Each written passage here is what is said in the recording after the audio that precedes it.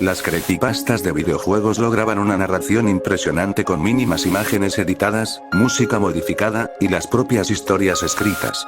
Sin embargo, uno de los elementos clave en estas historias eran los gameplays de los juegos de los cuales surgieron estos relatos, especialmente los polémicos .exe. Estos archivos ejecutables, según la definición del término, eran modificados en su estructura, con alteraciones en la música, cambios en muchas texturas, la creación de nuevos espacios tétricos o la adición de personajes perturbadores. Estas modificaciones encarnaban los mayores miedos del protagonista de la creepypasta, en un simple juego que, de forma inesperada, aparecía en tu carpeta de juegos como un archivo desconocido, siguiendo una misma historia para todos los creepypastas de juegos.exe. ¿Quién puta será? Yo soy Daniel, y he vuelto, y puede que no gane una batalla con alguien como tú, pero lo intentaré. Intenta matarme si es que puedes. No ves que esta batalla es de hombres. Así es, tengo un pasado oscuro, y una canción que hice hace años me sigue atormentando a día de hoy, sobre una versión malvada mía. Daniel.exe, pero, ¿cómo surgió todo este mundo de versiones malvadas de personajes con los ojos hiperrealistas llorando sangre? Bueno, pues tal cual como pasó con Vendrownet, uno de los primeros videojuegos basados en creepypastas, fue uno el cual es considerado como el padre de los juegos modificados, aunque hoy en día, es un chiste comparado con lo que era en esos años. Tantas almas con las que jugar. Pero, tan poco tiempo. Sonic.exe fue creado originalmente por el usuario JCDINA a través de la página de Creepypasta en agosto de 2011, la historia original habla sobre una extraña ROM que recibió el autor por parte de su amigo el cual venía escrito en el disco el nombre de Sonic.exe. Durante toda la historia se cuentan los problemas que causaba este juego a su computadora al ser ejecutado. En sí, el trasfondo de esta creepypasta, aunque parezca irónico, no fue lo que más llamó la atención, sino lo que salió un año después para todo público. Mediante la página GameJolt en 2012, un usuario llamado MyFiveCrimson publicaría la primera interpretación del videojuego que JCDINA describió en su historia.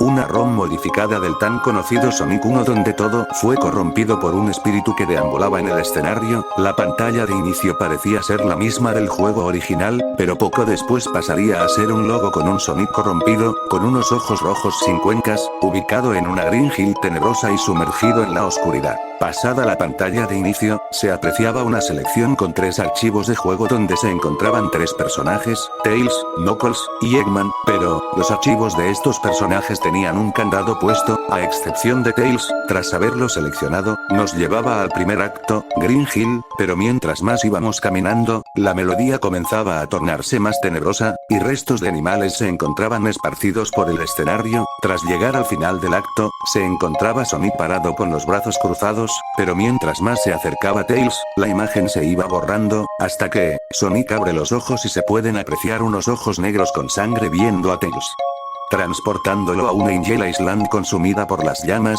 mientras que este Sonic aparecía teletransportándose por toda la pantalla, intentando atrapar a su amigo, pero por más que avanzara, Sonic se aproximaba más y más, para que, tras pasar unos segundos, sin ser advertido,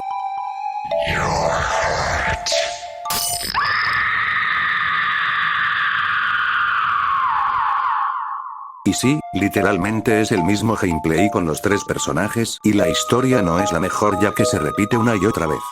Cualquiera de los 3 personajes corriendo por un escenario desolado, mientras esa entidad los perseguía para finalmente asesinarlos. Lo único que mantenía esta historia en pie fue antes que saliera este juego ya que se mantenía la intriga de los lectores sobre aquel juego maldito. Pero, ¿por qué este juego es conocido como el padre de los .exe o ROMs modificadas? Pues esta historia junto con su juego establecieron varios estándares para las siguientes historias que fueron saliendo, personajes con cuencas vacías llorando sangre mientras que una sonrisa se dibujaba en su rostro, screamers imprevistos, escenarios desolados con cielos oscuros, personajes muertos, y sin olvidar la super repetida persecución de la entidad por largos caminos que, hasta ser atrapados. Esto ya parecía una regla del internet, todo tenía una versión .exe.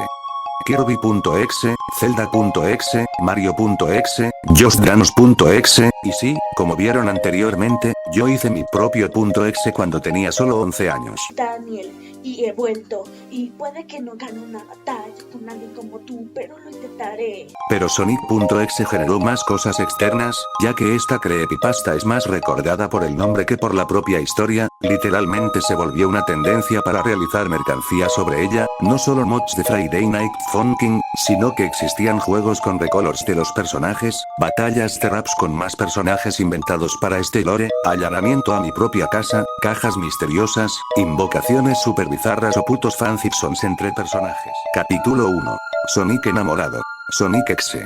Desde hace años he sentido un sentimiento extraño, cuando me acerco a Tails Doll siento como si mi corazón estallara y me quedo con mirándolo a los ojos y bueno Tails Doll ha sido muy amable conmigo, matábamos y reíamos juntos pero, esa sonrisa tan resplandeciente me deja fascinado. ¿Qué puta mierda acabo de leer? Bueno, en conclusión, Sonic.exe marcó un antes y un después en el mundo de los creepypastas, historias mal redactadas y repetitivas, o simplemente la mina de oro para contenido infantil, pero bueno, al menos esta creepypasta nos dejó con una frase que también se repetiría en estas historias.